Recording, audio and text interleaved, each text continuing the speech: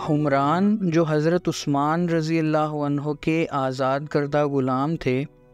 بیان کرتے ہیں کہ انہوں نے حضرت عثمان بن عفان رضی اللہ عنہ کو دیکھا کہ انہوں نے ایک برتن منگوایا اور اپنے دونوں ہاتھ 3 بار پانی ڈال کر دھوئے، پھر اپنا دایاں ہاتھ برتن میں ڈالا اور کلی کی اور ناک صاف کیا، پھر اپنا منہ اور اپنے دونوں ہاتھ کوہنیوں تک 3 بار دھوئے، پھر اپنے سر کا مسح کیا، پھر اپنے دونوں پاؤں ٹخنوں تک 3 بار دھوئے، پھر کہا کہ رسول اللہ صلی اللہ علیہ وسلم فرماتے تھے کہ جس نے میرے اس وضو کی طرح وضو کیا اور پھر اس طرح